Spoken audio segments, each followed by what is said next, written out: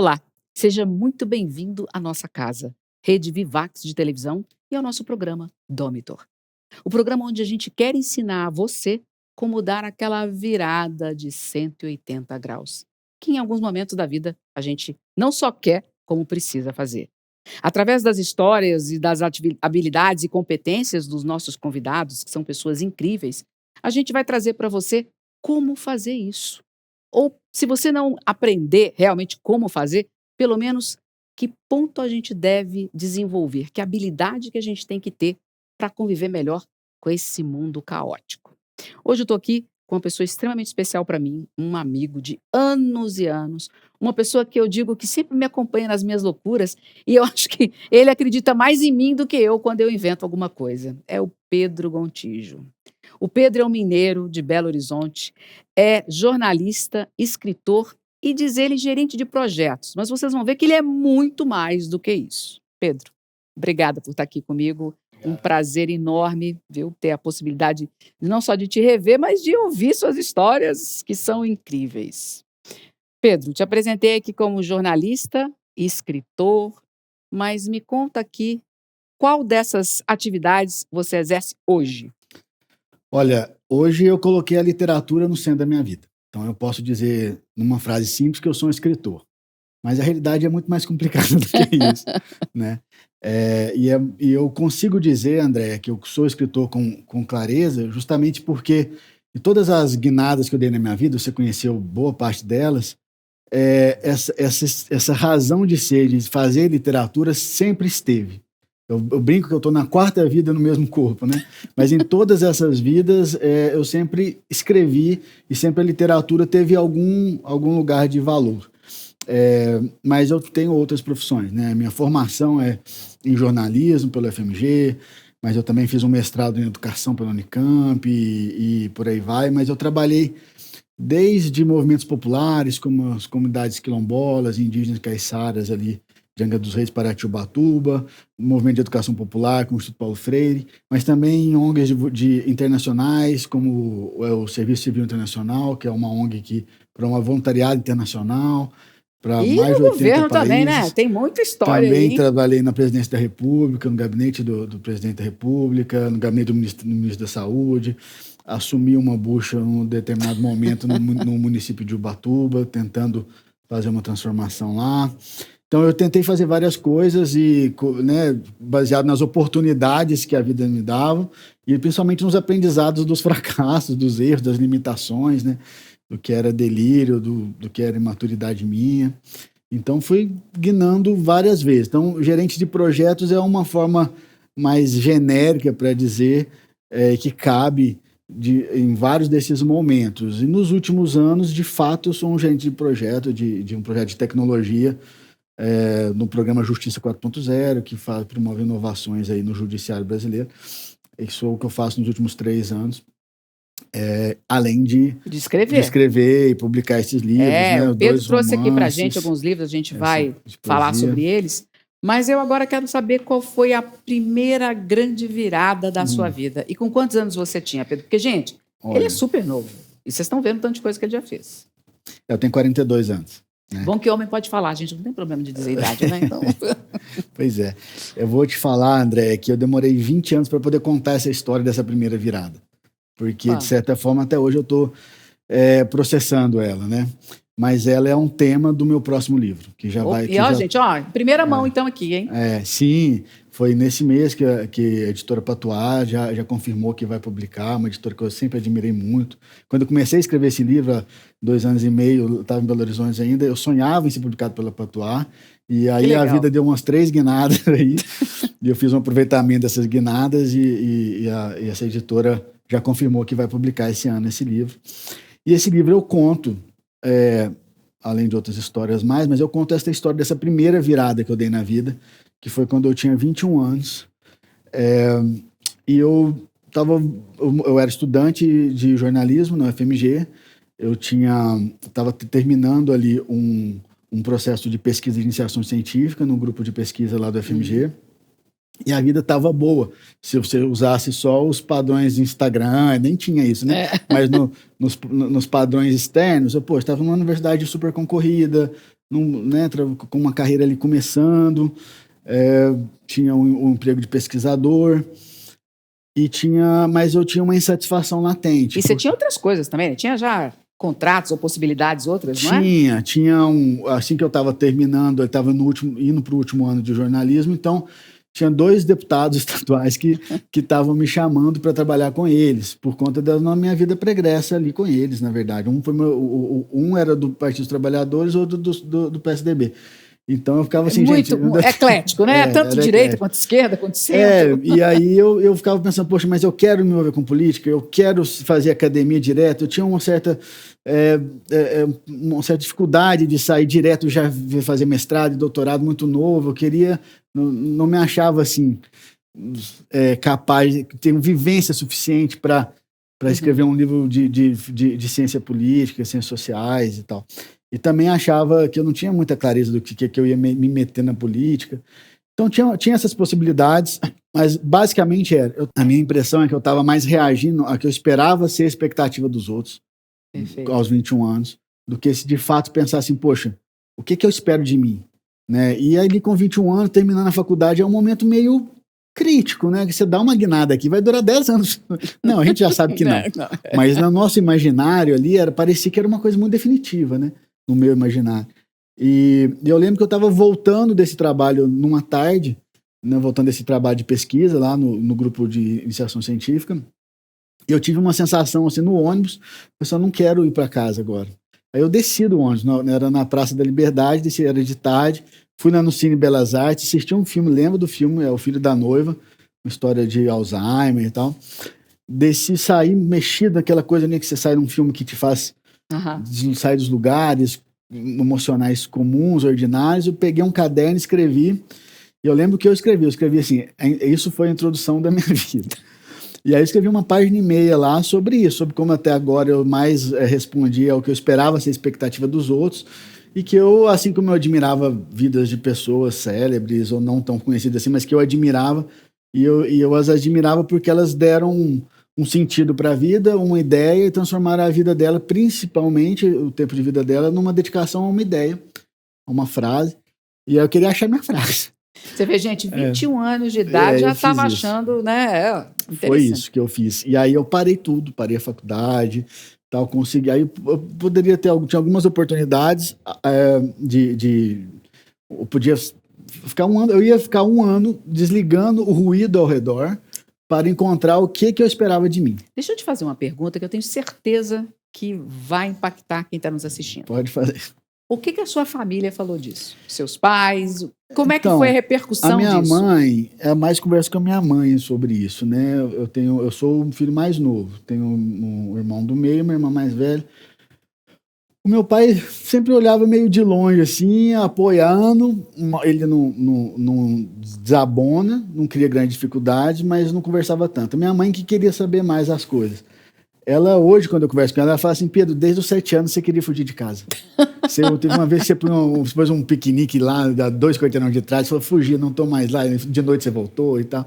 Então eu fiquei segurando, tentei segurar, tentei te prender, né? Mas enganar, né? Presta atenção nisso aqui, isso aqui, outro tal. Porque sabia que se fosse prender na força, eu não ia. Mas quando chegou com 21 anos, você chegou falando assim, estou indo. Você não pediu nada, você já estava indo. A gente que pediu para te ajudar com alguma coisa, né? E foi bem isso mesmo, né? Então eles foram muito sábios e liberais no sentido assim do comportamento, né? Mas uma frase do meu pai e da minha mãe que eu recordo muito, que é assim, olha, a gente não entende muito bem o que você está fazendo, não. A gente confia bastante em você. Assim, vai, e a gente pode te ajudar até nesse ponto, meu pai falou, até um tanto aqui eu posso te ajudar financeiramente, até um tanto. Teve uma conversa assim, e eu falei, tá, daqui a um ano eu volto. Eu volto e com uma ideia do que eu vou fazer daqui para frente. E aí fui para a Europa, tinha uma passagem de ida, uma passagem de volta, não tinha visto, fui com visto de turista de 9, e aí eu tentei contar uma história absurdamente arrogante e prepotente ali na fronteira, não deu certo, mas deixaram eu entrar e falaram, 90 dias, meu amigo, você é turista e volta. E aí eu tentei primeiro Você foi para qual país primeiro? Portugal. Cheguei em Portugal. Lisboa. Eu lembro a sensação de chegar em Lisboa foi muito bom, porque eu fiquei assim, poxa, nossa, aqui se eu quiser ficar debaixo da ponte, eu tô debaixo da ponte, eu não sou filho de ninguém, irmão de ninguém. Eu faço qualquer coisa que eu me embrenhar aqui, eu fiz porque eu quis, aí não tem mais desconto. Não posso mais culpar Júpiter retrógrado na casa 7, porque sou eu que estou fazendo, né? Nem a expectativa do meu pai, nem de ninguém. E aí eu lembro dessa sensação, dessa coisa muito gostosa, de nossa.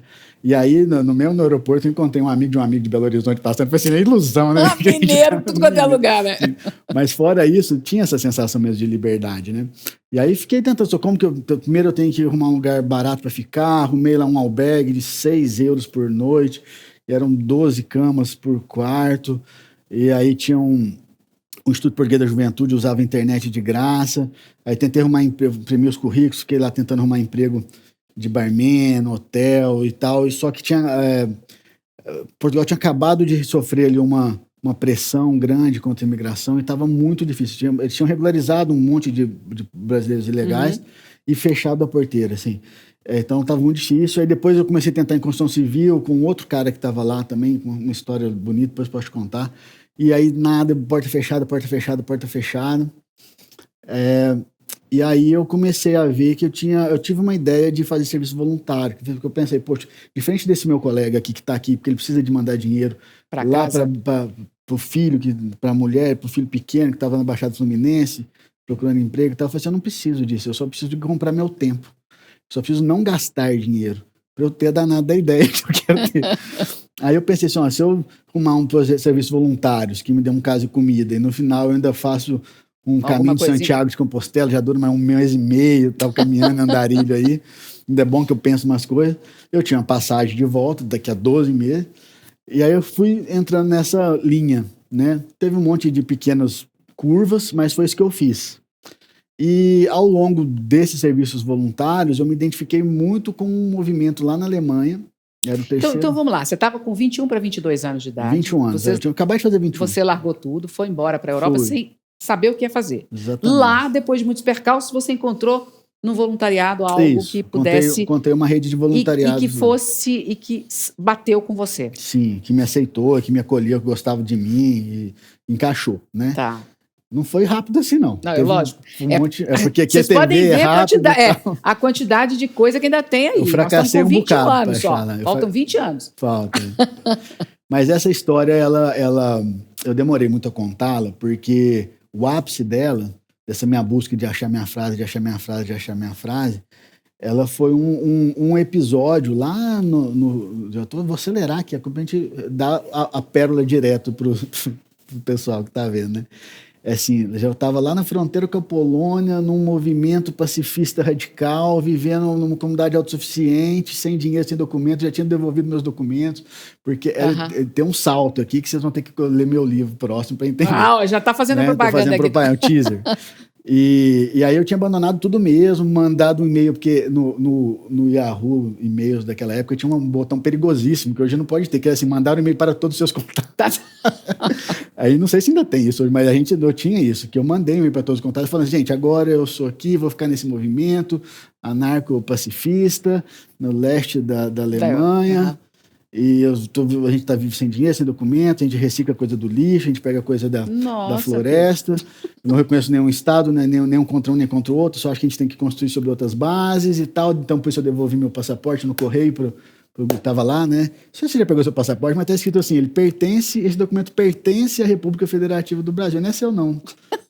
Aí eu devolvi, mas não é meu, eu vou devolver, foi coerente. Depois, 2 meses depois, eles mandaram de volta lá o documento. Mas, assim, no auge disso, eu também, depois de passar um inverno lá nesse movimento, que é um movimento muito sério, tá, mas muito pequenininho e muito diferente, muito intenso, eu também me desacreditei do movimento. Mas me desacreditei num movimento de que eu ia querer ser mais coerente do que eles. Eu ia, assim, ser mais radical ainda. Aham.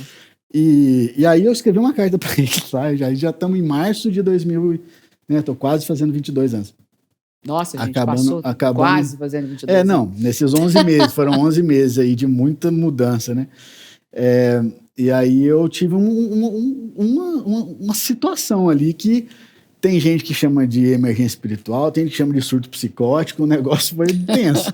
Foi uma mudança mesmo, assim, fui fazer depois que eu me desliguei do movimento, fui fazer uma meditação e aí teve uma mudança sensorial mesmo, assim, meus pensamentos e tal. E aí, desde então, desses insights que eu tive aí nesses 3 dias aí de surto ou emergência, eu vim voltando, né? Eu vim voltando, aí eu decidi voltar. E qual foi a frase? Aí Você chegou na frase? Não, eu não cheguei numa frase, porque, na verdade, o que eu cheguei foi na minha loucura, né?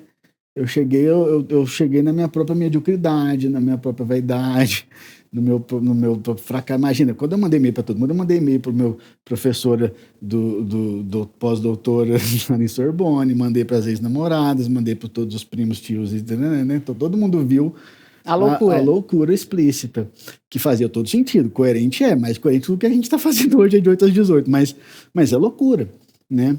E eu tava com uma vida em frangalhos ali, né? Quando eu decidi voltar. Mas quando eu decidi voltar, não decidi voltar para esta vida. Decidi voltar de um ponto de que tá tudo bem. Qualquer coisa que eu fizer, vou ser eu mesmo, vou ter meus erros e tal. Então tava tudo bem. Só que voltar... Tem uma frase de um poeta de São Paulo, chama Nivaldo. Nivaldo, um abraço. Eu acho muito bonito. Ele fala assim, voltar é mais labirinto do que ir. E voltar é mais labirinto do que ir mesmo, assim. Então, se for 11 meses indo, eu acho que eu passei 21 anos voltando. E agora eu consigo contar essa história nesse próximo livro, né? Legal. Pedro, vamos lá.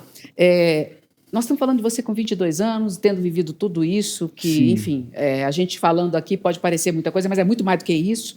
Você voltou, fez um voluntariado, você fez algo que não se fazia naquela época, né? E isso é recente. Uma pessoa jovem dessa ir para fora do país, ser voluntariado. Você voltou para o Brasil. Vamos dar uma acelerada nessa vida sua aqui. Tá, aí você voltou para o Brasil, você foi para onde? Primeiro fui a Belo Horizonte. Tá. E aí eu ainda conseguia completar o curso de comunicação, porque um primo meu conseguiu fazer a matrícula por procuração lá, por livre e espontânea vontade. Obrigado, Mael. Hoje estou formado por conta de você. E a coordenadora do curso que entendeu. Aí eu terminei o curso... Trabalhei com um dos deputados lá, um deputado que trabalhava com movimentos populares. Foi aí que você entrou na política? Foi aí que eu trabalhei mais com política. Foi aí. Qual era o seu papel na política? Depois você foi para o governo. Conta um pouquinho rapidinho assim, primeiro, como é que era o papel, o que você fazia? Ali na Assembleia Legislativa, esse deputado é um deputado muito interessante, que ele realmente queria que o mandato fosse pedagógico. Então, qualquer demanda que chegasse, desde uma pessoa louca, que estava delírios ali, né, até um prefeito que está pedindo uma coisa relevante, ou um movimento social, ou uma instituição e tal, ele fala assim, Pedro, eu quero que você desenhe um fluxo de chegada das demandas, encaminhamentos e retorno que fosse pedagógico, para que todo mundo que batesse aqui, tendo ou não um sucesso no pleito, como fazer. Aprenderia um pouco mais sobre direitos e deveres e um mecanismo da democrática das instituições. Ou né? seja, você já foi gerente de projeto. Já era um gerente de projeto, e num projeto ousado, inovador e tal. Né? E é interessante, olha só, gente, para você que está aí nos assistindo, quando a gente fala gerente de projeto, você fala assim, tá, isso é uma profissão do que é? Repara que às vezes a gente quer dar nome para as coisas e não precisa. O Pedro está trabalhando como gerente de projeto hoje, mas já era um gerente de projeto há 20 anos atrás. Sim, quando eu era assessor, né? Meu estagiário, fui para assessoria parlamentar, mas é isso que eu mais fazia. Apesar de ter o curso de comunicação, em geral, eu trabalhei nos lugares que eu trabalhei no governo, eu trabalhei lá, trabalhei também no gabinete pessoal do presidente da República, trabalhei no gabinete pessoal do Ministério da Saúde. Na época de quem, Pedro, que você trabalhou? Eu trabalhei no último semestre do segundo governo Lula. Até uma ironia, porque no comecinho do governo Lula eu mandei o documento e foi ele que recebeu. Aí eu recebi uma carta de um assessor dele lá falando, o presidente pediu para registrar a carta, toma de novo o seu passaporte. No final do segundo mandato dele... Você foi trabalhar com ele? Eles me selecionaram lá numa seleção que estava para ajudar a sistematizar os 8 anos do governo Lula 2003 e 2010. Aí eu fui lá, ajudei a sistematizar as informações, gostaram, aí a presidenta Dilma ganhou e a nova equipe chamou para eu continuar fazendo aquele trabalho de sistematização de dados das ações governamentais. E fiquei mais 1 ano e meio lá. E aí me chamaram para fazer a mesma coisa no gabinete do ministro da Saúde, que era o Alexandre Padilha. E aí fiz lá mais 1 ano. E aí me chamaram para assumir um desafio lá na prefeitura de Ubatuba. Eu fui voltando. Eu também queria voltar para os territórios, que é onde a minha filha nasceu. Deixa eu te fazer uma pergunta uma resposta rápida. O que você aprendeu estando nos bastidores da política? Aprendi muita coisa. Aprendi muito sobre mim mesmo, sobre o tanto que eu via as coisas distorcidas, sobre como a realidade é muito mais complexa do que esse jogo maniqueísta de anjos e demônios, Salvador da Pátria Os tons de cinza famosos, né? Entre o preto e o branco, né? E aprendi que tem muita gente boa querendo fazer, sabe, fazer a República dar certo, tentando fazer inovações tecnológicas, sabe? O que foi o PAC ali, eu vi pessoas técnicas muito bacanas fazendo uma revolução para melhorar a gestão ter inteligência de gestão de investimento público, e esquece a parafernália eleitoreira, que consome tanto das paixões e se alimenta dos ódios e tal.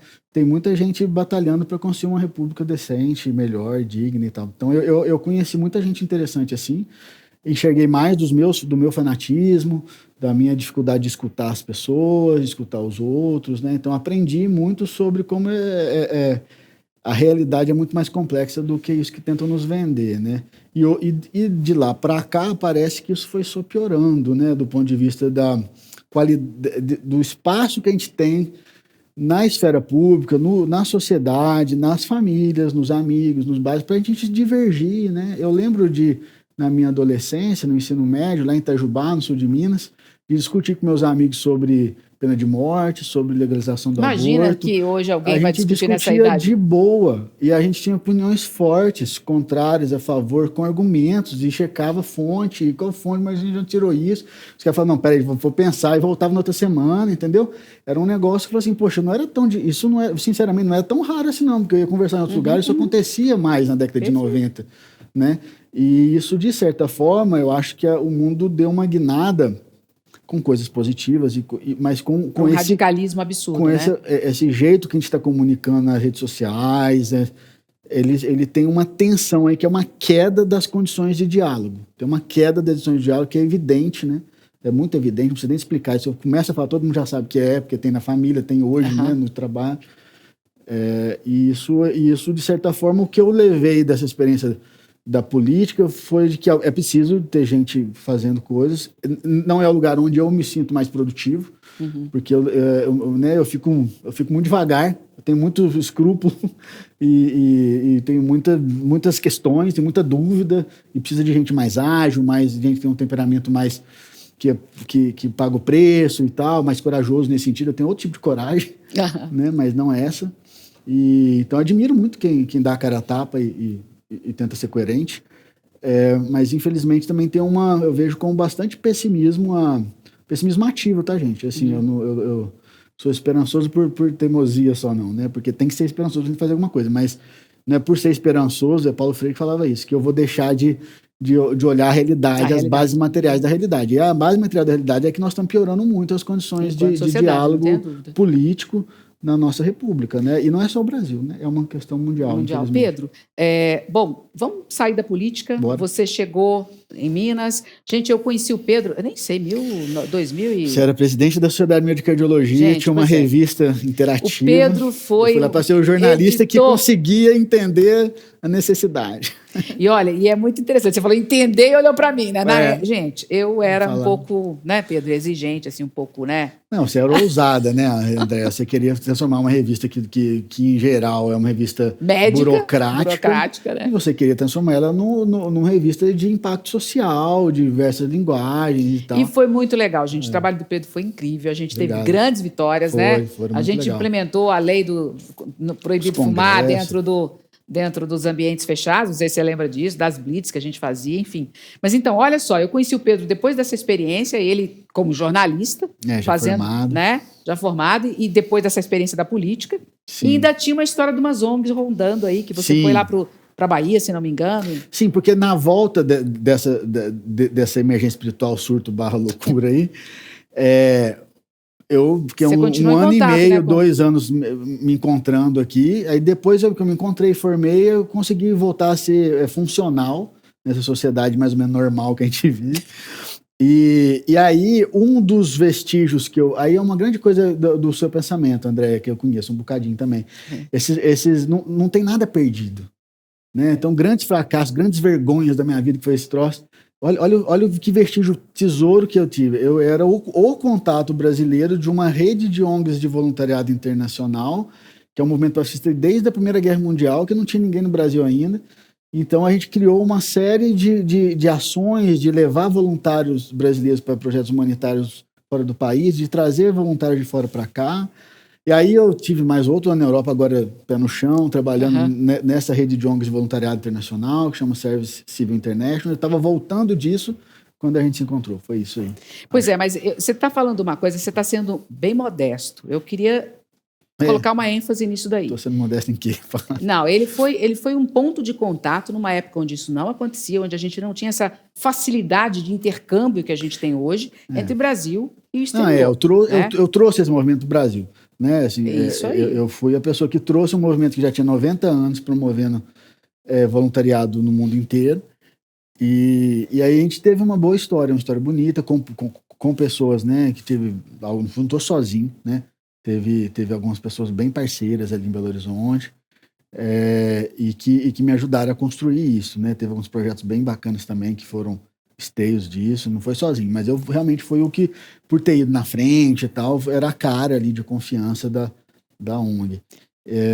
A gente tem uma habilidade e uma competência que é muito comum em quem faz muitas viradas, faz muitas coisas, que é a proatividade. E é fazer do limão a limonada, às vezes é uma caipirinha, né? Isso é claro. Quer dizer, vamos agora, eu vou ter a liberdade de ler uma frase. O Pedro lançou alguns livros, né? Mas antes de eu ler essa frase, eu quero falar desse livro aqui. Eu vou fazer um pulo aqui no tempo, porque já deu para vocês perceberem quem é o Pedro, né? É o cara que se contesta o tempo todo, ele é o maior contestador dele mesmo, é um cara extremamente culto, bom, né? É um cara que tem uma versatilidade, uma criatividade absurda. E aí ele teve um momento onde ele escreveu esse livro aqui, ó, Epidemia Secreta. Eu acho que esse livro, o Pedro falar dele, pode trazer um pouquinho mais de quem ele é e do tanto que eu falo com vocês aqui, das habilidades, das competências, do que a gente tem que fazer na nossa vida. Pedro, essa é uma história que eu queria muito que você contasse. Eu sei que você tem que resumir, que ela é muito grande. Não, a gente acha um jeito. Mas eu queria que você falasse o que é esse livro, o que ele significa para você. Tá. Então, fazer em 2 frases, fazer uma conexão de onde a gente estava para esse momento, né? Então, a gente estava nesse momento onde eu reinseri profissionalmente aqui, em torno de 2008, 2009, tem muito a ver com essa exatamente, a época que a gente trabalhou junto. Isso. Mas em 2017 foi quando eu lancei o meu primeiro livro, que é esse daqui, que é o Escotoma, sobre percepção e preconceito, sobre essa semiótica da percepção, sobre essa formação dos preconceitos. E aí, em 2017, eu dei uma segunda guinada na vida. Então, se a primeira foi ali com 21, eu dei uma segunda guinada. Né? Eu já tinha uma filha de 7 anos, tinha uma história familiar com a mãe dela lá em Ubatuba, aí eu terminei essa história, não fazia mais sentido o relacionamento. A gente continuei muito próximo da minha filha, todo mês e tal, mas eu voltei a Belo Horizonte, voltei a Minas Gerais para me encontrar ali. E nesta volta, eu comecei a escrever um novo livro. Por quê? Porque nesta volta, eu comecei a perceber que ao meu redor tinha um monte de histórias de pessoas, mulheres geralmente, na sua maioria, adultas, que tinham sido abusadas sexualmente na infância. A frequência com que isso estava surgindo, só por eu abrir o olho, me impressionou. E aí, de novo, esse processo, meu processo criativo de escrever os romances tem muito a ver com isso. De repente, um tema parece que eu fico grávido do tema, entendeu? Aí tenho que ficar gestando aquele tema. Então, eu me engravidei desse tema, teve a ver com as guinadas de 180 graus que eu dei de novo na vida, né? E aí eu comecei a me dizer, olha, vou escrever sobre isso, estou escrevendo sobre isso. E eu comecei a ouvir. Então, eu fiquei 1 ano e meio ouvindo dezenas e dezenas de casos de homens e mulheres que foram abusados na infância. E eu decidi fazer um romance que fosse fácil de ler, que não fosse palco para psicopata, que isso já tem um monte aí, né? Mas que ajudasse o leitor a sustentar um olhar atento para os riscos que as crianças têm ao redor. Por quê?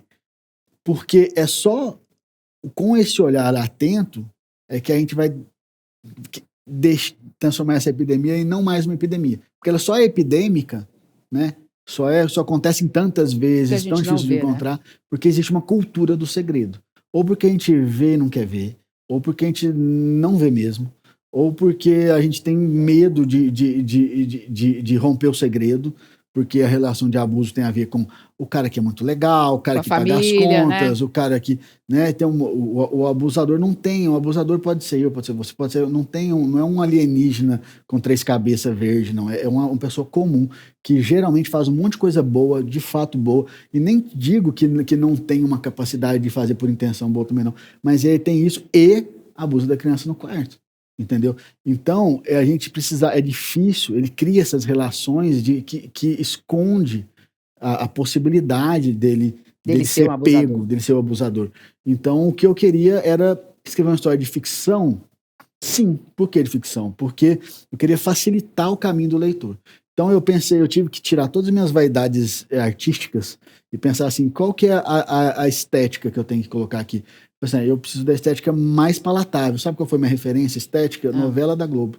Eu jura? queria escrever, eu queria que as pessoas lessem como se elas estivessem assistindo uma novela da Globo. Então os personagens são planos, não tem grandes guinadas de se tenha uma, entendeu? Assim, Aham, nem tem, na verdade. E a linguagem é simples, é direta, ela é jornalística, aham. frases curtas. Então eu não queria dificultar mais. O tema já é muito delicado, já é muito difícil. Eu queria que fosse fácil e palatável de ler para quem está acostumado a ler e quem não está acostumado a ler. Né? Então é uma coisa que eu tinha que escrever com muita solenidade. Eu brinco, às vezes eu tinha que tomar banho para escrever, entendeu? Eu tinha que pensar qual é a voz. Aí eu pus na voz da pessoa que eu fiquei lembrando, o homem mais íntegro que eu conheci, né? Pelo menos pode ser que nem Aham. seja, mas no meu imaginário ele representava isso para mim. Aí eu tentei imaginar ele narrando, então eu fiz uma narrativa que expõe. Então todas essas dezenas de casos que são evidenciadas por esse jornalista que é o narrador e que vai se deparando com a epidemia secreta, ele tenta contar isso, né? Todos os casos que eu narrei num enredo de ficção para ele contar São verídicos. são verídicos. Eu sei cada um deles, quem fez, com quem, onde e tal. Então, porque não me interessava criar um mundo ficcional que levasse você, leitor, para dentro de ter experiências emocionais e mentais, num mundo que fosse irreal e cheio de abuso sexual infantil, sinceramente. Mas me interessa que ajude você a enxergar a realidade do fenômeno ao seu redor.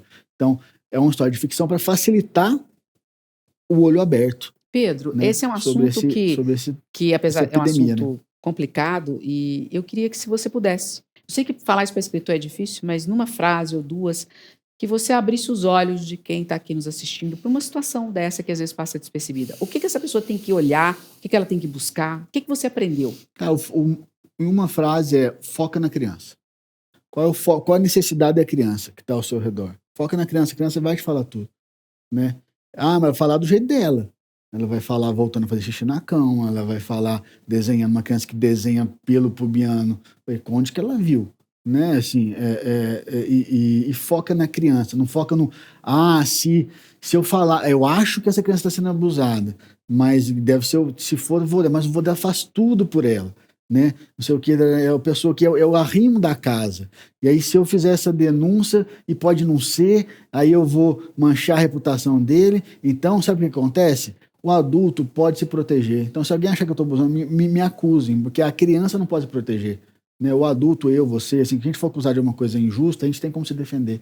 Agora, quando a gente escolhe, não vou fazer uma denúncia, porque pode estar sendo errado, faça a denúncia. Quem vai olhar, vai lá no Disque 100, liga no Disque 100, faça a denúncia. O Conselho Tutelar vai lá, alguns funcionam bem, outros não funcionam bem, como qualquer coisa no mundo.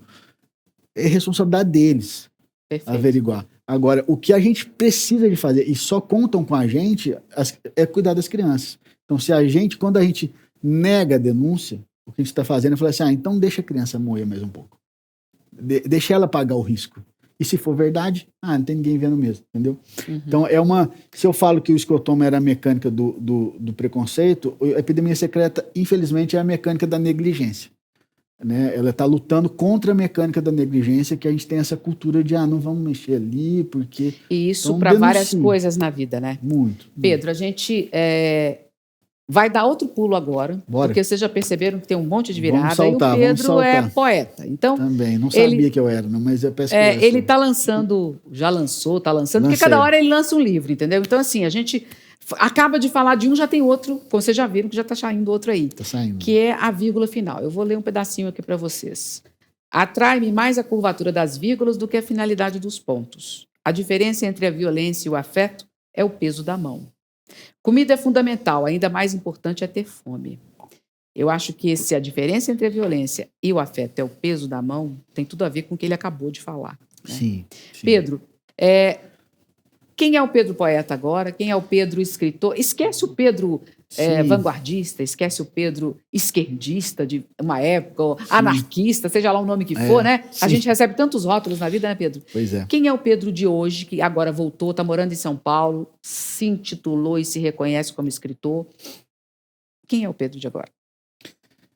Então, o Pedro poeta, né, é um Pedro que sempre existiu, na verdade. Desde os 8 anos eu tenho poesia escrita. Mas a diferença entre os romances e a poesia é que os romances são pretensiosos. Eu pretendi escrever, né? Eu tinha uma missão clara que eu me dei aqui e acolá. Vírgula final são 20 anos de poesia que eu escrevi para sugar da experiência o máximo de intensidade de cada instante, de erro e acerto, de dor e de delícia. Eu escrevia poesias para mim, despretensiosamente, né? Mas justamente para eu reter aquilo na memória, aquele aprendizado, para ir mais fundo, tirar uma camada de medo e hipocrisia que ainda tivesse, ou vergonha, e tirasse melhor o aprendizado. Então isso é o Pedro poeta. Desde 8 anos de idade eu escrevo poesia. Aí nos últimos 20 anos eu escrevi essas poesias que estão nesse livrinho aqui. Aqui são 20 anos de poesia. Por quê? Porque ano passado eu olhei para isso tudo, retrasado ali para isso tudo, e aí eu decidi, falei assim, vou ver que poesias param de pé. Aí a maior parte não parava de pé. As que paravam de pé, algumas eu tive que dar uma ajeitada.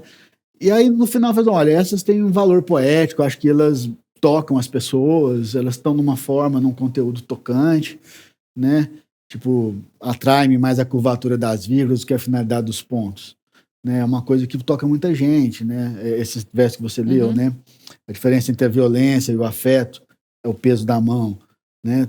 Vai assim, vai comunicar bem uma coisa não é fácil de falar, nem de explicar, porque explicar poesia é uma impossibilidade e uma inutilidade também, né? Mas que toca no assunto da epidemia de uma outra forma, né? Toca no abuso infantil e tal. Então eu queria transformar isso, dar isso poeticamente, né? E aí teve uma editora Caravana que quis publicar. Eu falei, beleza, vamos lá, vamos ver o que acontece. E aí eu tô muito feliz de ver, né, de receber uma crítica assim de pessoas e poetas que eu admiro muito, gente muito boa. Eu falei, Pedro, você tem valor, sua poesia é potente, né? Isso me fez assim bastante feliz mesmo, satisfeito, porque foi muito. Eu não sabia, assim, né, o quão bom era ou não, quão funcionaria ou não, nesse sentido de que essa escolha de palavras funcionaria. Então, o Pedro hoje é um Pedro que tem muita clareza de que a melhor forma que eu encontrei para mim mesmo, viu, gente? Não quer dizer que é para você, mas para mim, a melhor forma de dar sentido a esse absurdo trágico que é a vida é colocar a literatura no centro da minha vida. Então, por isso, quando você fala, Pedro, como é que você vai apresentar profissionalmente? Você tem tantos chapéus, né? Jornalista, escritor, gerente de projeto, analista de BI, ou o que você é, né? Aí eu falei, poxa, eu sou escritor, mas que assim, acima de qualquer coisa e abaixo de qualquer coisa, e ao lado de qualquer coisa, onde eu sempre estive fazendo literatura, e hoje eu acho que eu só tenho mais consciência disso. Então eu tenho menos desperdício, eu acho que eu estou mais eficiente no uso dos meus erros, das minhas dores e das minhas delícias, das minhas escolhas, do que eu faço com o que a vida fez comigo, do que eu recebo, do que eu faço, e que eu faço de novo com o que a vida fez comigo. Então acho que eu entrei num ponto de que eu reconheço uma eficiência. Legal. Né? Nesse jogo ali, tem muito a ver com se conhecer, né? Se conhecer as distorções, né? Perfeito, Pedro. Obrigada. Olha, gente, eu vou entregar para o Pedro meu livro, que ele mais do que conhece. Eu acho que se tem alguém que sabe como eu penso é o Pedro, né? Que realmente talvez pela capacidade dele de ler as pessoas, por ser escritor e poeta, mas tem um valor muito grande para mim. Eu já te dei um livro, mas esse é especial, porque é esse momento que celebra, eu estou te vendo agora definitivamente, finalmente, como Depois de muito escritor, tempo, né? tá?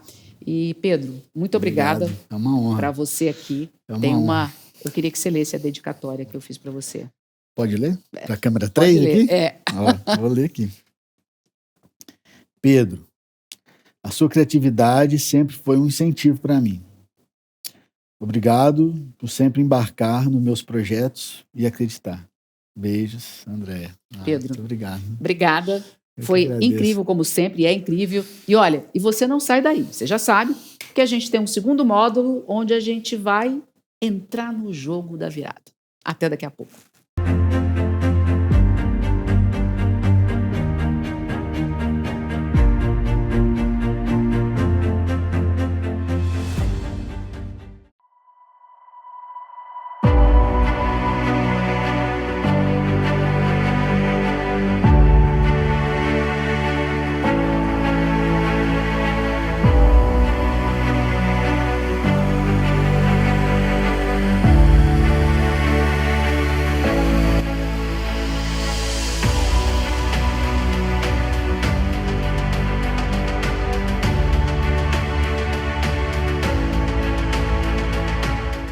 Alô, meus amigos, sou Cleber Serafim do programa Devoção Sertaneja, 35 anos de dedicação à nossa cultura raiz. E agora, graças a Deus, mais um espaço à nossa gloriosa música sertaneja aqui na Vivax TV. É domingo, 10 da manhã, e eu espero por você.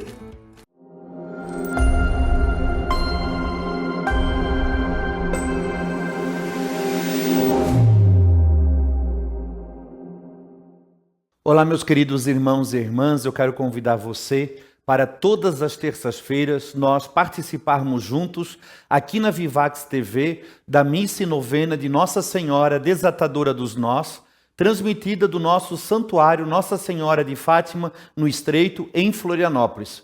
Convide, divulgue para seus amigos, familiares, para que eles possam estar junto conosco e formarmos essa grande corrente de oração. Todas as terças-feiras, às 20 horas, aqui na Vivax TV, missa e novena de Nossa Senhora Desatadora dos Nós.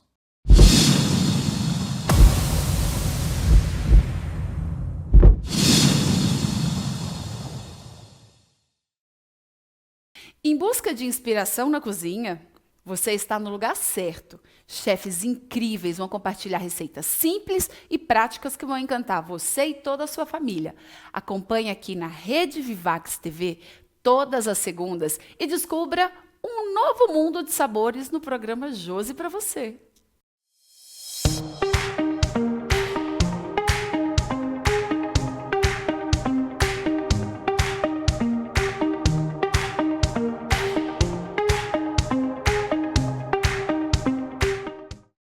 Tem acesso ao melhor da programação da Rede Vivax na palma da sua mão. Basta você ir na sua loja virtual, pode ser Android ou iOS, não importa, e baixar esse dispositivo, esse aplicativo que você tem toda a programação para você, para sua família, e não só o meu programa, tá, gente, revisitando, mas eu gostaria que você também assistisse, como toda a programação, os desenhos, o Cine Retrô, tem tanta coisa bacana na palma da sua mão. Rede Vivax, a TV que cabe no seu bolso.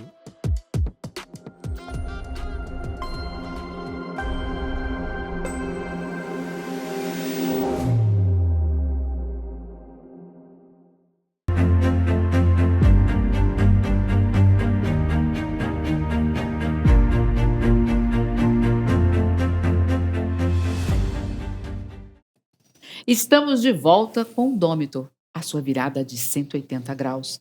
Eu tô aqui com o Pedro, a gente agora vai jogar.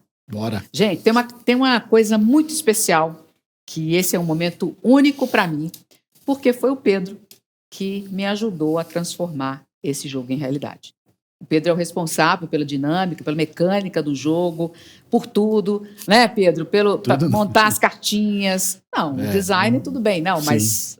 Então, assim, na verdade, quem deveria estar jogando, dominando o jogo aqui era ele. Mas, Pedro, bem-vindo aqui à sua Eu arte tô final. eu tô encantado com o resultado final daquela loucura toda nossa. Mais uma Muito loucura legal. que o Pedro embarcou comigo. Bom, então, a dinâmica, vocês já assistiram o outro programa. Se não assistiram, vão lá assistir, porque vale a pena. A gente vai simular umas jogadas, né? Evidentemente, a gente não vai contar ponto e tal, mas a gente vai simular uma jogada para vocês conhecerem o jogo, conhecerem a dinâmica, o quanto ele pode ajudar e o quanto ele pode ensinar a cada um de nós a fazer as viradas. Vamos lá, Pedro? Bora. Então, eu vou embaralhar aqui as cartas das habilidades. Lembrando que a gente tem as habilidades do domador, porém, nem todas as cartas você vai receber com as habilidades, né? Sim. Então, vamos lá. Vamos ver quais são. E, Pedro, pode começar o jogo. Você vai escolher se você quer ser funcionário ou se você quer ser empreendedor. O que você quer ser? Eu quero ser funcionário. Quer ser funcionário? Então, seu peão está aqui. Eu rodo para você. Joga os dadinhos. Vamos lá. 10. Você consegue mexer consigo. aqui? Então, pode ir. Deixa melhor ser empreendedor, né? Que já tô Não, vai aqui. Você quer É? funcionário? Ué. 1, 2, 3, 4, 5, 6, 7, 8, 9, 10. Ó, ele foi danado. Ele já escolheu para já evoluir aqui. Então, o seu problema é o estágio 3 aqui dos Já tô no funcionários. estágio, porque eu tirei um número muito alto ali, né? Exatamente, mas não Aí tem me deu problema. chance de ir muito para frente. Qual que é sua questão? A ordem é otimizar os recursos humanos. Ao chegar na empresa hoje, informaram-lhe que sua chefe foi transferida para outra unidade e você assumirá a posição dela. Porém, a vaga que você ocupava não será preenchida pelo RH.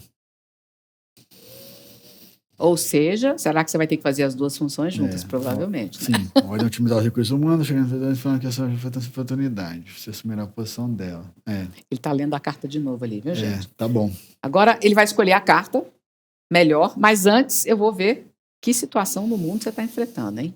Como está o mundo, né? Escolhe aqui seu caos aqui. Como tá o Qual mundo? que é o caos? Guerra civil no seu país. O resultado dos níveis de todos os jogadores diminui em 3 pontos. Bom, então você está numa guerra civil. Lembrando, gente, saiu de novo a mesma coisa para o outro programa, no outro que a gente fez. Mesma Olha coisa. só. E eu não tirei aqui o objetivo específico do Pedro. Então vamos tirar, que é para a gente poder saber o que ele tem que buscar em termos de No jogo. objetivo individual. Isso. A virtude do meio. Meu objetivo é acumular pelo menos 25 pontos de conquista, 25 pontos de satisfação e 25 pontos de conhecimento. Bom, o jogo, a gente tem 3 pilares para você conquistar, né?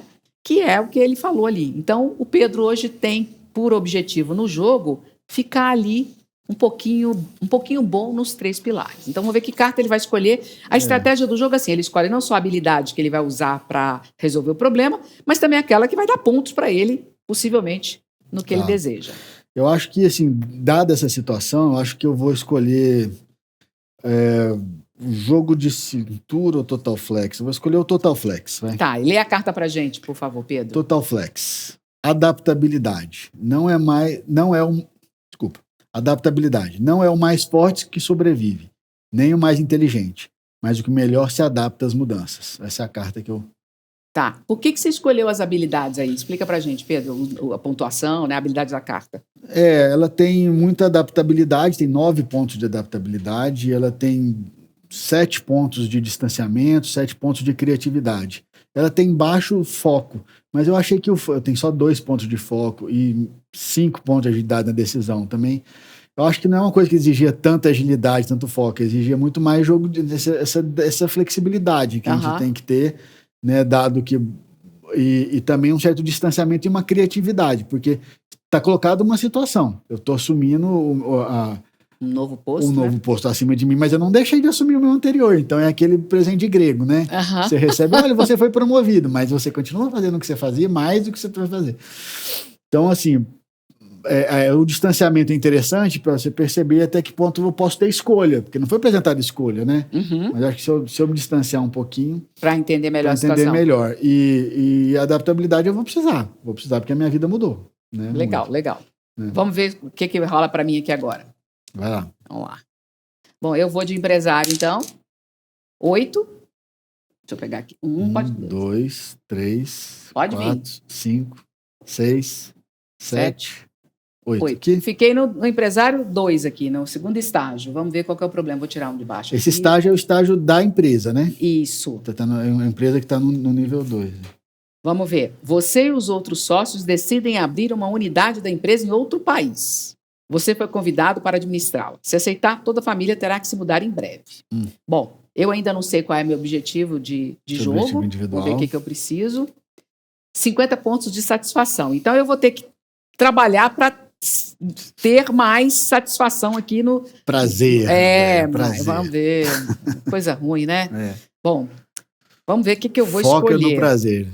Vamos ver aquele prazer que precisa ter uma Coisa a mais, responsabilidade, Que é né? uma satisfação, é um pouco mais do que só o hedonismo, né? Então, complicado, porque aqui eu acho que eu preciso, na minha opinião, eu preciso muito de adaptabilidade, porque eu vou ter que convencer a minha família a ir e, ao mesmo tempo, ir para uma outra cultura, para um outro momento. Também vou precisar de criatividade, enfim, a gente acaba precisando de todas as habilidades, como a gente Sim. já falou.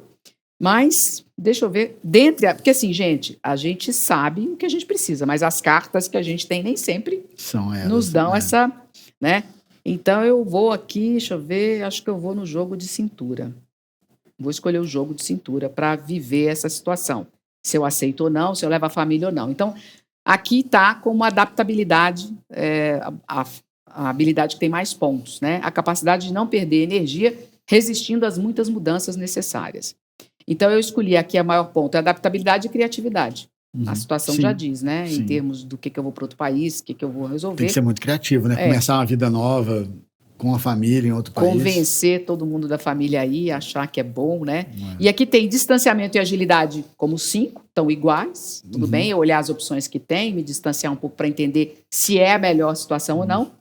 E foco é a que tem menos 4, porque realmente eu acredito que nesse momento, apesar de depois que tomar a decisão, depois que estiver lá, eu vou precisar de muito focar, foco, mas esse é o momento de tomada de decisão. Então, eu fui nesse. Beleza. Beleza? Vamos de ver. novo? Vamos mais uma? Bora. Vamos lá. Eu não tirei o caos, né? Esqueci Você do não meu tirou o caos do seu, Nenhuma alteração na rodada. Ah, Eu já sabia. você tá numa parte do mundo mais neutra. Tô neutro, Você não tá me mudando pra atrapalhe Suíça, nada. provavelmente. Provavelmente, provavelmente. 8. 8. Você tá aqui. Eu tô aqui. Eu vou mudar para uma empresa. 3, 4, 5, 6, 7. Agora eu vou. Você se pode eu, escolher. Se eu seguir, eu viro empreendedor, né? Ou você pode vir para cá e continuar como funcionário. Eu vou continuar como funcionário numa empresa. Numa empresa que já está em nível 5, que é um nível auge de mais alto. maturidade. Então tá e aqui tal. o seu objetivo, o seu problema. Tá. O dono da empresa está prestes a se aposentar e busca um sucessor. Opa! Você está entre os 3 candidatos potenciais para substituí-lo no comando da empresa. Opa. Ué, nem toda situação é ruim, né? Não pode ser boa. É uma Com oportunidade. certeza. Então, o que eu vou precisar aqui? Aqui. Jeito aqui. Tem que tirar o Não, tá aqui, vamos lá, o caos. caos, né? Como é que tá o mundo? Condições normais. Nenhuma alteração na rodada. Tamo bem. Estamos indo num lugar mais agradável, né? Bom, o que eu tenho aqui? Tem jogo de cintura? Não é tanto isso. Ágil e preciso? Talvez. Hiperfoco? Talvez. Pensamento fora da caixa? Também não. Eu acho que eu ficaria aqui entre o hiperfoco. Cara, por mais medo que eu tenho desse hiperfoco, né? Porque o hiperfoco, ele é arriscado, né? Ele Com certeza. é uma eficácia danada para você conseguir uma coisa que exige um alto desempenho, mas significa você ficar cego Deixa por de alguns ver lados. Exatamente. E aí eu tenho um certo medo disso. Mas a situação pede isso, ela pede uma chance de eu virar o chefe de uma empresa, né, o CEO de uma empresa enorme e tal, e no caso é o desejo da vida desse cidadão. Desse aqui, cidadão. não desse, Lembrando talvez. que você tem que ter meio termo em tudo aí, né? Sim. Aí eu ficaria com hiperfoco, porque eu acho que é uma situação que exige uma performance de altíssimo desempenho. Né? E aí eu acho que o hiperfoco é fundamental. E é uma carta que mais tem foco, né? Tem 10 pontos de foco. Tem 0 pontos de distanciamento. Que é aquilo que a gente falou, você vai ficar cego por alguma coisa. Tem 8 pontos de agilidade na decisão, porque o hiperfoco precisa também ser ágil aqui, 7 pontos de criatividade, 5 pontos de adaptabilidade. Me parece a mais adequada para essa situação. Assim. Legal. Lembrando, gente, que eu já comentei com vocês aqui, e é sempre bom lembrar, a gente tem o que a gente chama de token, né? Que a gente tem um gabarito aqui. Não é o caso, porque a gente está conversando e vendo como é que o Pedro pensa. Mas a gente tem um gabarito e quando a pessoa não vai bem nesse gabarito ou perde ponto, enfim, tem algumas situações a gente tem um token. O que é esse token? É um token de aprendizado, porque você acerta ou aprende, né? Você nunca fracassa. Porque o fracasso, o Pedro mesmo já falou inclusive aqui, né, Pedro, no primeiro módulo, o quanto que aquela loucura sua de virada te fez aprender, né? Então, encarem o seu fracasso aí, o seu problema aí, como um aprendizado sempre. Não só te dá mais gás, né? Mas Acho você... que de tudo que eu vivi, nada é mais valioso do que as coisas que eu errei, né? Os meus erros é muito valioso, gente. Um aprender, erro para a gente desperdiçar, né? Então, toda vez que eu erro e me sinto muito mal, eu respiro fundo e falo assim, como eu vou aproveitar isso, para não precisar de sentir isso de novo para ter outra chance de aprendizado, né? Então, aí é que está a inteligência, né? A gente, tudo bem, errar não é o problema, agora errar de novo na mesma coisa... Novo a mesma coisa aí é um faltou desperdício. uma análise, né? Você desperdiçou o erro anterior, né? Exato, um aprendizado, né? Vamos lá? Agora a minha vez? Manda bala. Vamos lá. 6. Eu estou aqui... É isso. Eu vou continuar, acho que eu vou seguir como empreendedora mesmo. 1, 2, 3, 4, 5, 6. Continuo aqui no meu estágio 3 de empresa. Vamos ver qual é o meu problema agora. A implementação de uma inovação gerou uma redução de 15% nos custos totais da operação principal da empresa. No programa de qualidade total da companhia está previsto bonificações para a área que desenvolvesse projetos como resultados como este. 2 áreas reivindicam 100% da bonificação, pois cada uma entende ser a única autora da inovação. Eita, aqui já tem uma briga aqui, né?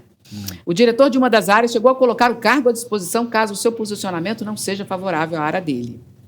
Bom, estou diante não sabe conversar, de uma disputa com alguém que tem algum problema de comunicação, né? Vamos ver o que eu tenho de habilidade disponível, né?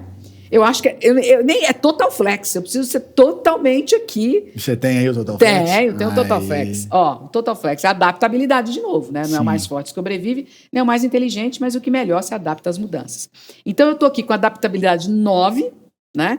Eu estou com distanciamento e criatividade 7, ou seja, eu preciso entender o conjunto da obra, entender e construir cenários passíveis de serem executados, inclusive... Criar, né? Ser criativa para criar um jeito de falar, um jeito de comunicar, um jeito de dividir esse bônus, já que o outro não aceita, né? E foco aqui é que tem menos, realmente 2. Eu não preciso de foco nessa história, muito pelo contrário, eu preciso de ter um jogo de cintura mais distanciamento do que foco, né? Então, total flex, é isso. Manda bala. Vamos lá, Pedro? Joia. De novo, mais uma? Vamos lá, mais uma? Tá, 5. Você vai continuar funcionário? Não, acho que agora, né, já que eu... Já ficou mais velho? Já virou CEO? Assumi lá o CEO do negócio. 1, 2, 3, 4, 5. Então, vou ficar aqui numa empresa de nível 3. Opa, tá aqui. Né, saí lá da empresa, virei chefe, aí montei você uma já empresa. fez isso, virou chefe, eu continuo lá no 3. Montei minha outra empresa. Beleza. Agora eu já sou empreendedor, né? Seus funcionários já estão bem treinados e são capazes de assumir quase todas as tarefas da empresa. Mas você ainda centraliza a maioria das tarefas. O problema sou eu, né? Vamos lá no caos. O que o mundo está vivendo? Como é que está o mundo nesse momento? Desequilíbrio climático local. Estamos vivendo aí vários, né? Vai ver que a sua empresa está lá no Rio Grande do Sul. Minha empresa está lá. O resultado dos níveis de todos os jogadores diminui em 2 pontos. Exceção o jogador que utilizou a carta jogo de cintura e tal. A gente acabou lendo a carta, falhamos aqui, a gente leu a carta antes que você tinha que utilizar, né? Mas... Mas é porque hoje aqui é um jogo mais para aplicar os conceitos, né? Então, cara, os funcionários estão bem treinados e eu estou centralizando tudo, né? O que você tem aí, Pedro? Lembrando, gente, que esse jogo ele pode ser colaborativo, uma pessoa pode ajudar o outro, tá? Sim, eu tenho jogo de cintura, acho que é tanto isso, tem ágil e preciso, tá, mas eu preciso de menos agilidade, precisão eu preciso bastante, mas agilidade. Pensamento fora da caixa. Beleza, tá. Vou ficar aqui, porque eu tenho que sair do que eu tô vendo, né? Eu tenho que pensar além. Criatividade. Você pode se tornar mais criativo fortalecendo um mindset focado na busca por soluções e aumentando seu repertório sociocultural. Tem adaptabilidade 8, tem criatividade 9. Beleza. Acho que é isso aí.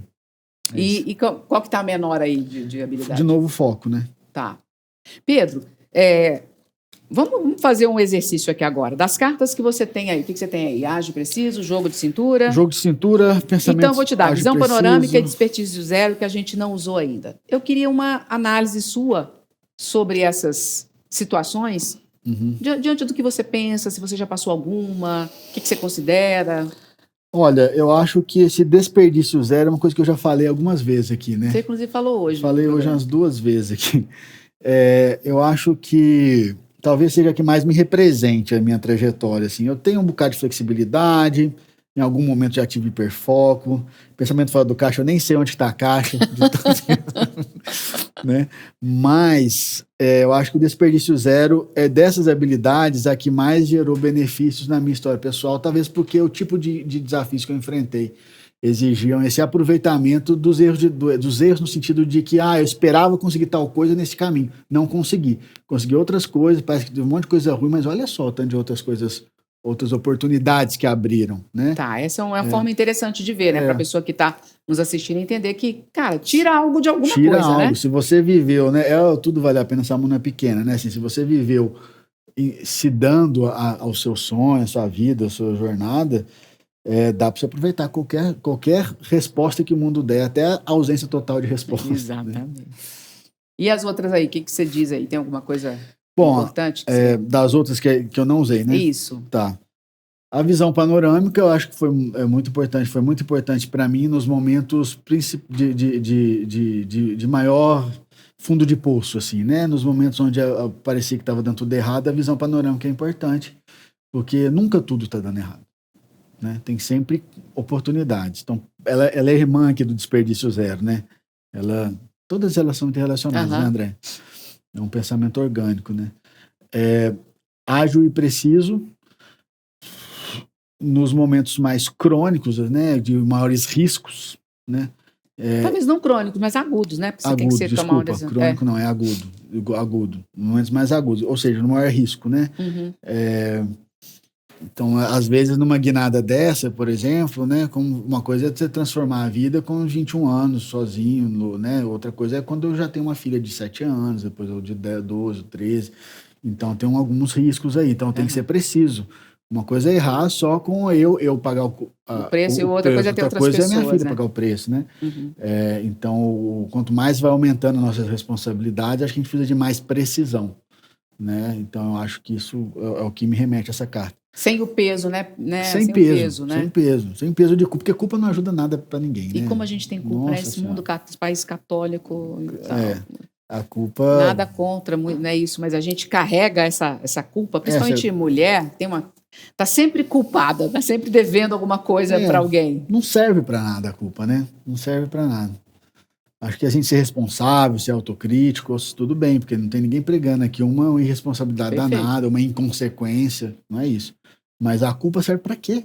Né? Assim, só para botar mais peso na coisa, né? Tirar leveza. Então, o jogo de cintura, é a última carta, eu acho que ela, assim, quase não consigo dizer de um ponto específico, porque todo dia, né? É o meu arroz com feijão. Essa flexibilidade, esse adaptar, recalculando, sabe esse GPS recalculando? Recalculando, Waze recalculando a rota. Né? É o que eu mais fiz da vida, foi recalcular a rota, né? E é isso. Acho Pedro, que você participou muito disso, né? Eu queria muito ouvir de você. Quem é um domador ou uma domadora para você? Como é que você enxerga esse profissional, essa pessoa? Esse domador é um domador na era do caos, né? Eu acho que a gente tem um desafio único nesse momento da humanidade, né? Que é viver nessas condições que a gente vive, com as redes sociais, nos possibilitando um monte de agilidade de informação e multiplicando redes de contato, né? Por exemplo, eu estou formando um público leitor. Quem era eu na fila do pão? Ninguém. Mas eu consegui formar um público leitor ali de 800 seguidores para 4 mil e pouco, orgânico, só ali trabalhando, me mostrando de forma inteligente nas redes sociais. Então tem oportunidades, né? Agora ela tem desafios terríveis, assim, né? A gente tá, de certa forma, esses algoritmos da rede social digital, eles estão direcionando muito os humores, os afetos, as reações emocionais e dominando o tempo de vida das pessoas mesmo, de uma forma assim, que ficções científicas de 30 anos atrás e achar, não, jamais vai acontecer desse jeito, e já passamos disso, né? Então eu acho que o domador hoje na era do caos é uma pessoa que consegue se equilibrar surfando esse tsunami, entendeu? É um surfador de tsunami. Tá numa prancha longboard onde tem esse tsunami, que é um apocalipse climático, um ambiente de estabilidade de guerras que a gente não vê desde a Guerra Fria. A gente tem discursos de ódio político sendo reiterados e ganhando força enquanto projetos institucionais, enquanto projetos partidários e tal. Então, e ao mesmo tempo a gente tem uma essa nova forma de sociabilidade, que são essas redes sociais digitais que tem dono, que são 4, 5 big techs aí que dominam 90%. A gente às vezes esquece disso, né? Não é uma coisa neutra da natureza, domina né? o mundo, né? Então acho que esse é um caos que a gente vive e que outras gerações não tiveram. Então acho que o domador na era do caos é assim, tá, mas o absurdo da existência, a busca por ser feliz é a mesma desde milênios, né? Então, o entendimento de que você precisa ser preenchido por algo também não mudou nada. Eu terminaria com o pensamento do Camus, não sei como é que fala isso, vou falar igual o Suassuna fala, vamos portuguesar, né? O Camus. Ele fala que o trágico e o absurdo, né? A gente deve aceitar o absurdo e o trágico, né? Que é a vida, é a existência, mas não de um ponto passivo, sim de um ponto de rebeldia. Né? Então, quando ele fala isso, quando ele narra o mito de Sísifo, lá, que tem sempre que levantar, levar pedra. Mas você pode aceitar esse absurdo, que a gente vai sofrer, vai ser injusto, a gente vai ver tragédias, a gente vai acontecer tragédia com a gente vai perder braços e pernas aí, vão causar perda de braços e pernas alheias, mas a gente pode carregar essa pedra de uma forma rebelde. O que é forma rebelde? Eu vou inventar um sentido para esse negócio e vou fazer do meu jeito, vou fazer cantando, vou fazer dançando, vou fazer escrevendo poesia, sei lá. Mas eu vou fazer isso lá na Suíça. Mas então, com a rebeldia de, tá bom, eu vou viver esse absurdo trágico inevitável do caos. Mas do meu jeito. Mas do meu jeito. Legal, Pedro. Né? Pedro, para a gente encerrar agora, eu queria que você olhasse ali para aquela cama, para quem está nos assistindo, e desse uma mensagem. O que você pensa da vida? O que você acha que a pessoa deve desenvolver? O que você acha mais importante nesses anos de aprendizado? Uma mensagem final. Eu acho que é essa. Acolher o que é difícil demais da gente vencer na vida, que é esse caos, acolher esse absurdo, esses trágicos e tal, mas acolher esse absurdo com rebeldia. Aceita que tem muita coisa muito maior que a gente, que a vida pode ser muito dura, pode ser muito dolorida, mas fazer com a rebeldia de dar um sentido para a sua própria trajetória. E buscar beleza, buscar prazer, buscar poesia, o que realmente está dentro de você e o que você realmente espera de você mesmo, né? Eu sempre esperei essa